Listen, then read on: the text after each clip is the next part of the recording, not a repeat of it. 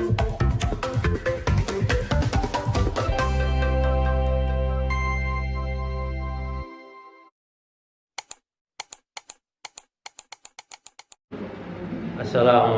warahmatullahi wabarakatuh. Bismillah, alhamdulillah, salatu wassalamu ala rasulillah Sayyidina Muhammad ibn Abdillah wa ala alihi wa sahbihi wa wala wa la hawla wa la quwwata illa billah, amma ba'du. At-turadul bala, sedekah itu menolak bala, wa tazidu fil umur, dan menambah umur. Hukiya an Aisyah radhiyallahu taala anha, dikisahkan dari Siti Aisyah radhiyallahu taala anha, anna imra'atan atat ila Nabi alaihi salatu wasalam, bahwasanya ada seorang perempuan yang datang menemui Nabi sallallahu alaihi wasallam, qad yabisat yadaha al-yumna, yang mengadu karena tangan kanannya kering. Jadi kayak penyakit, kering tangan kanannya. Faqalat ya Rasulullah ud'u Allah hatta yusliha yadi. Yang minta pada Rasulullah, ya Rasulullah, berdoalah pada Allah, doakan saya hatta yusliha yadi, sehingga tangan saya ini sembuh. Wa yu'iduha ilal halatil ula. Ketika sudah doakan sembuh, kembali lagi seperti itu. Faqala lahan Nabi sallallahu alaihi wasallam, maka Nabi pun bersabda kepada beliau, "Malladhi aibasa yadaka?" Apa yang membuat tangan kamu kering seperti itu, kayak habis kebakar? Qalat, perempuan tadi menjawab, "Ra'aitu fi manami ka'annal qiyamah qad qamat wal jahim qad su'irat wal jannatu uzlifat." Saya bermimpi ya Rasulullah, seakan-akan kiamat sudah terjadi, wal jahim qad su'irat, dan neraka jahanam, neraka jahim sudah dinyalakan semua, wal jannatu uzlifat, dan surga sudah dibuka semua. Ibunya di lembah neraka jahanam, dan di tangan kanannya, di tangannya itu ada sepotong daging. Wa fi hadhihi ukhra, di tangan yang lainnya itu ada khirqatun shaghirah, ada roti yang kecil, tattaqi biha minan nar, yang itu dibuat sebagai melindung dari api neraka. Qultu ma li araka ya umma fi hadzal wadi. Si anak perempuan tadi bertanya, "Ibu, kenapa engkau masuk neraka? Kenapa engkau masuk di lembah neraka ini?" Wa kunti muti'atun li rabbika wa radin anki zawjaki. Padahal engkau ketika di dunia adalah wanita yang taat kepada Tuhanmu. Waradin anki zaujaki, dan ridho dan suamimu ridho. Ini kalimat ini, waradin anki zaujaki, dan suamimu ridho. Ini makanya saya ketika almarhumah ibu mertua saya meninggal, Kiai Mahrus datang. Itu terlambat datangnya. Beliau mengucapkan sifat saya ridho sampai 3 kali. Saya ridho. Ternyata sifat ini, Pak, bagi kita para suami itu wajib. Ketika kita meninggal, istri kita meninggal, kita wajib. Ketika istri kita meninggal duluan, kita wajib mengucapkan itu. Saya ridho terhadap istri saya. Kenapa? Karena ridho suami itu menjadi jaminan surga para istri. Serajin apapun istri puasa, serajin apapun istri tahajud, serajin apapun istri berbuat kebaikan apa saja, kalau suaminya nggak ridho, nggak bakal dapat mencium aroma surga. Saya ambil pelajaran dari situ. Saya ridho. Bahkan ketika saya ke Sukabumi itu ngabdi di sana, pendiri yayasannya itu namanya Ibu Hajah Komariah Abdul Muthalib. Itu di Jakarta Selatan punya masjid taklim yang jamaahnya para jenderal, istri-istri jenderal, istri-istri DPR, dan beliau meninggal sama suaminya. Beliau cerita ketika mau tidur sama suaminya tuh, mau tidur tuh minta maaf dulu, Pak, maafin saya, isi besok saya mati duluan, Pak ridhoi saya. Setiap mau tidur. Karena ternyata memang kalimat ridho sikot dari suami itu wajib hukumnya supaya istri mendapatkan ridho dari Allah. Terus, tapi akhirnya yang meninggal duluan adalah suaminya. Ketika suaminya meninggal duluan, sudah nggak ada kewajiban, artinya tinggal jalankan saja. Tapi ketika istrinya meninggal duluan, kita wajib sebagai suami mengucapkan ridho. Maka gambarannya ketika putranya mimpi itu, Fajar, adik saya, adik ipar saya mimpi menggunakan pakaian gaun putih. Ternyata emang ridho ini wajib diucapkan suami ketika istrinya meninggal duluan, agar dia layak di sisi Allah dan dimaafkan semua kesalahannya. Maka kedudukannya beda soalnya. Nah, kata putrinya tadi, engkau ketika hidup di dunia ya ibu, orang yang taat sama Tuhanmu dan suamimu ridho. Faqalat li, maka si ibunya tadi berkata, ya ibnati, wahai putriku, inni kuntu bakhilatan fid dunya. Sungguhnya saya ketika di dunia itu adalah wanita yang pelit. Fahadha mawdi'ul bukhala. Dan ini tempat yang Allah sediakan untuk orang yang pelit. Qultu laha ma hadhihi syahma wal khirqah allatani arahuma fi yadika. Anaknya bertanya, ibu, terus apa ini? Potongan daging dan potongan roti.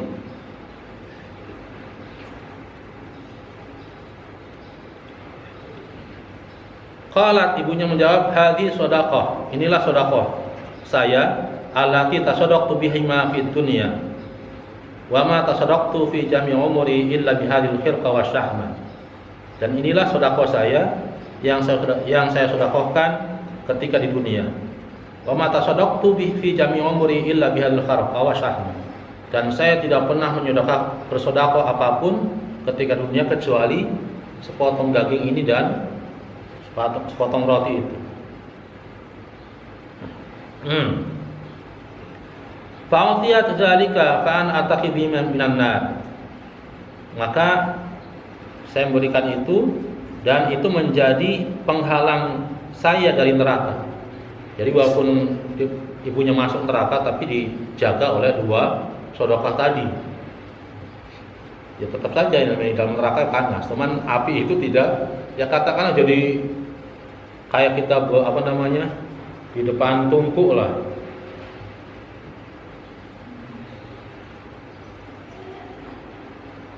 Ataqidihima minan nar wal azab an-nafsi. Yang saya berlindung dengan dua sedekah tadi, dari api neraka dan azab. Qultu laha aina abi.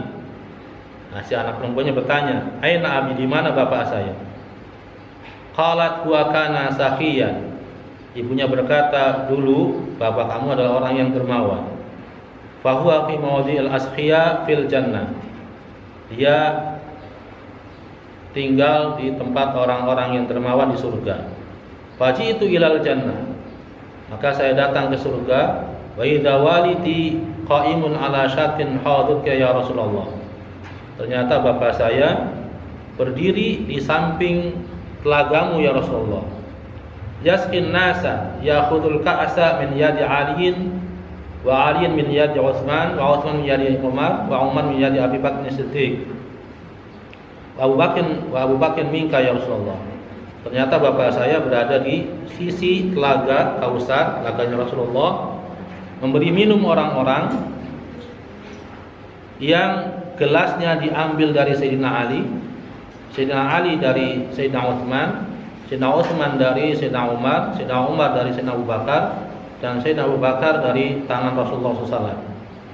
Faqultu ya abi inna walidati imra'atiki al-muti'a li rabbiha wa radin anta anha wa hiya fi wadin kadza fi jahannam.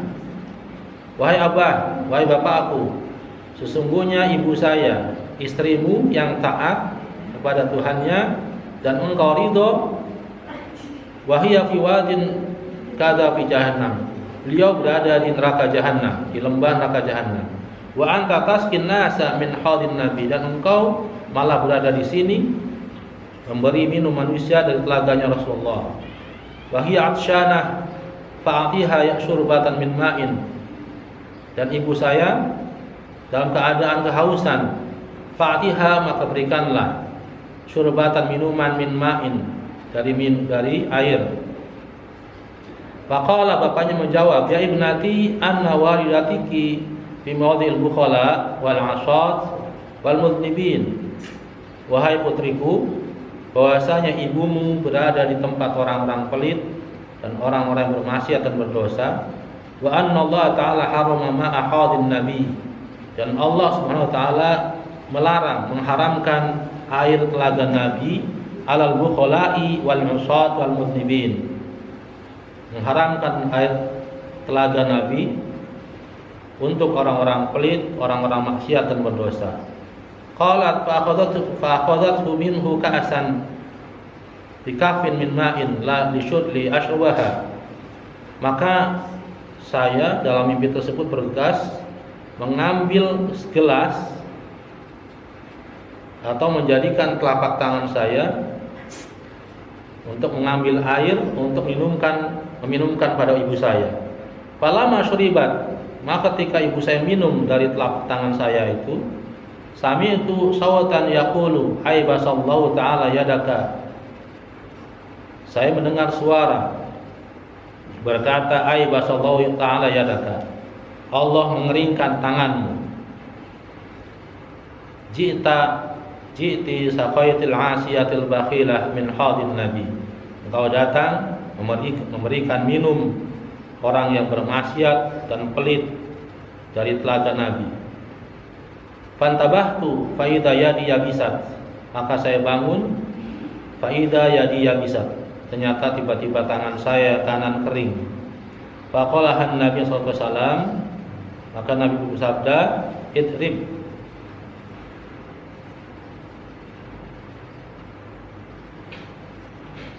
idrib ki bakhli walidatika fid dunya fa kayfa laha fil uqbah.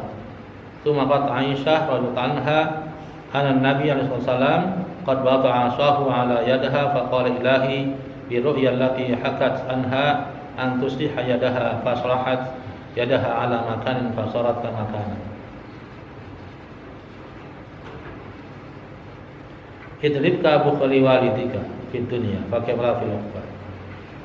Itu perumpamaan pelitnya ibu kamu di dunia, pakai falaha fil uqbah, maka bagaimana nanti di akhirat. Ini baru mimpi. Mimpi menjadi kenyataan, tangannya jadi kering karena memberikan minum orang yang pelit dan bermaksiat dengan air telaga Nabi. Maka Aisyah, kemudian Siti Aisyah berkata, Anan Nabi SAW qad wada'a 'asahu 'ala yadiha, meletakkan tongkatnya di atas tangan perempuan tadi yang kering. Faqala, dan berdoa, ilahi birru'ya allati hakat anha, dengan mimpi yang telah ia ceritakan, antusliha yadaha, sembuhkanlah tangannya. Fa salihat yadaha 'alal makan fa sarat kamakan, maka sembuhlah tangannya. Ini baru mimpi saja. Mimpi bahwasanya ibunya berada di lembah neraka Jahanam yang dikhususkan untuk orang-orang pelit, tapi diselamatkan dengan sodakonya yang sedikit.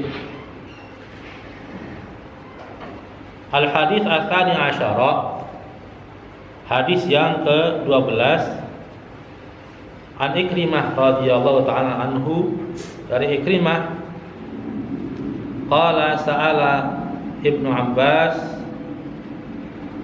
su'ila Ibnu Abbas radhiyallahu ta'ala anhuma an qali ta'ala. Ibnu Abbas sudah ditanya tentang firman Allah, wa naza'na ma fi sudurihim min ghillin. Firman Allah yang berbunyi, wa naza'na ma fi sudurihim min ghillin, dan Allah, dan kami lepaskan yang ada dalam dadanya daripada ghillin, kecemburuan. Qala Nabi alaihi wasallam, "Idza kana yaumul qiyamah." Jika datang hari kiamat, yu'ta bisaririn min yaquta humra'a 20 milafin. 20 laysa fihi sid'un wala fasrin. Mu'allaqun biqadri ta'ala al-jabbar.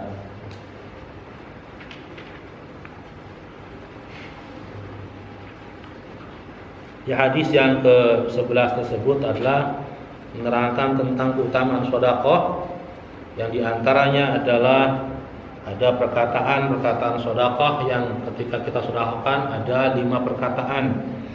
Kemudian juga ada 7 rahasia apabila kita bersedekah. Yang diantaranya adalah tafukku raqabataka. Ini dia kayak surat Al-Balad saja. Fakku raqabah. Jadi menghilangkan kesusahan. Dengan sedekah kita menghilangkan kesusahan. Ada perkataan tuh kalau kita lagi gundah, lagi sedih, lagi apa, senangkan orang lain, maka kita akan senang.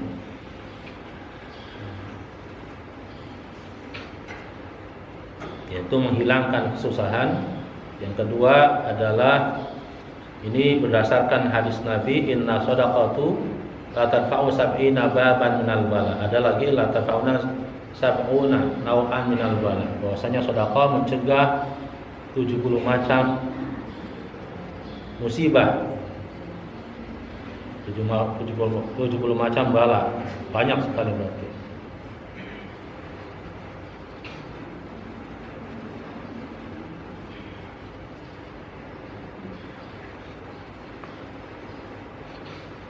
Kemudian yang ketiganya adalah, yang keduanya adalah sedekah menjadi dokter buat kita, menjadi penyembuh buat kita, sebagaimana sabda Nabi, "Dawu maradakum bis sedekah." Obatilah sakit kalian dengan sedekah. Makanya katanya kata orang-orang yang pernah berobat di Arab Saudi gitu, ketika ada orang berobat datang, yang ditanyakan dokternya bukan ditanya sakit apa, udah sakit apa, bukan dikasih obat, disarankan dulu, bapak kurang sedekah kayak, sok menggak sedekah dulu. Ketika sudah sedekah masih sakit, baru diperiksa lagi, oh ada penyakit ini. Jadi ditanyakan itu dulu, sedekah belum? Ternyata sedekah itu banyak macamnya, lain dengan infak. Ada zakat, infak, ada sedekah. Zakat itu berupa harta yang sudah ada ukurannya, nisabnya. Kalau infak sama, bentuknya berupa harta. Namanya zakat, infak, berupa harta, bukan yang lain. Kayak kita memberikan nafkah buat keluarga, itu namanya infak. Kita menginfakkan harta kita di sebagian jalan Allah, orang yang musafir atau orang yang belajar, itu namanya infak. Jadi kalau sedekah bentuknya umum, mau harta boleh, mau tenaga boleh, mau pikiran boleh. Dan sedekah kita, ya, maka di hadis Nabi itu kita ada 360 persendian yang wajib disedekahkan. Itu bisa dilunasi dengan sholat duha 2 rakaat pada jam 8 jam 9. Lunas sedekah kita terhadap badan kita dengan sholat duha 2 rakaat jam 8 jam 9.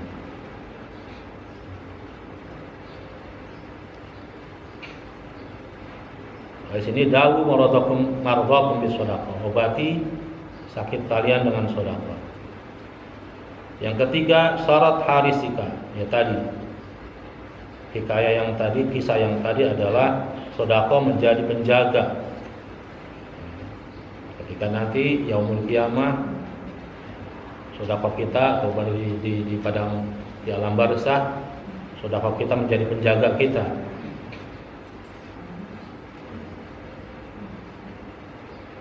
Di mata ada sedekahun jariyah. Kullu bani Adam ya. Kullu bani Adam inqata'at amaluhu illa min salat. Ketika manusia meninggal maka putuslah semua amalnya. Tidak bisa nambah, tidak bisa mengurangi. Illa min salat, kecuali 3 hal, yaitu sedekahun jariyah. Sedekah yang selalu mengalir pahalanya.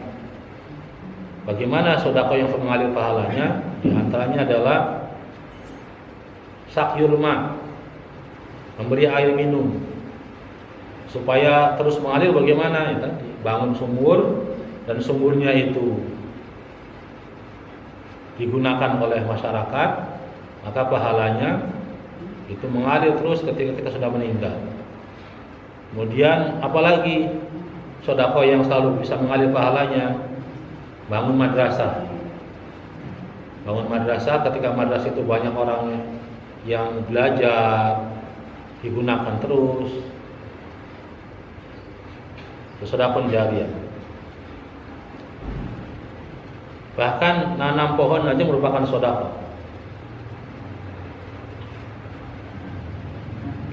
Kok bisa sedekah? Ternyata memang ketika pohon ditanam, tumbuh besar, di situ berlindung semut, berlindung burung-burung dari air, dari panas dan dari hujan, bersarang di situ, maka setiap semut yang di situ merasa aman, burung di situ, kita mendapatkan pahala dari situ. Jadi semenjak zaman Nabi juga sudah ada namanya reboisasi, penghijauan. Ada kisah lucu, ada aki-aki, Pak. Aki-aki nanam kelapa. Nanam kelapa segini. Nyakul, nanam kelapa. Ketika itu Sultan atau Sultan Mesir jalan, lagi jalan-jalan, ngelihat aki-aki lagi nanam. Umur 80-an nanam kelapa dan nanam. Datangin sama sultannya, "Pak, aki lagi apa?" "Saya lagi nanam pohon." Si sultan tuh ngecek, "Sampean tuh umurnya berapa?" 80 tahun. Nanam pohon ini, pohon kelapa itu paling 3 ya 6 tahun, 7 tahun baru berbuah. Apa akan makan buahnya, hasilnya? Kata si aki cerdas. Laqad zara'a man qablana fa'akalna. Kata aki-aki itu, laqad zara'a man qablana, sudah orang dulu sudah nanam buat saya, dan saya juga makan buah tersebut. Saya nggak nanam, yang nanam orang tua saya. Bah, kata si sultannya itu, iya Kek, benar, kakek cerdas. Dan namanya adatnya sultan ketika menguji orang, bendaharanya keluar, "Pak, nah, jadi kasih hadiah ini Kek buat kakek, segembol buntelan uang." Kata kakeknya cerdas lagi, "Amir, sultan lihat, saya baru nanam, sudah berbuah. Baru nanam sudah berbuah nih, dapat nih satu bungkus uang." Kata sultannya, "Iya Kek, cerdas juga, dikasih lagi."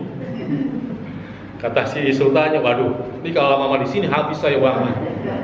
Langsung pamit. Apa yang kita tanam nanti buat anak cucu kita. Kita makan dari hasil orang tua kita yang menanam. Ternyata bukan hanya pohon, Pak. Kebaikan juga yang ditanam orang tua kita merasakan akibatnya. Dan kebaikan-kebaikan yang kita tanam, yang kita lakukan, bahkan bukan hanya untuk kita, tetapi juga nanti untuk anak cucu kita.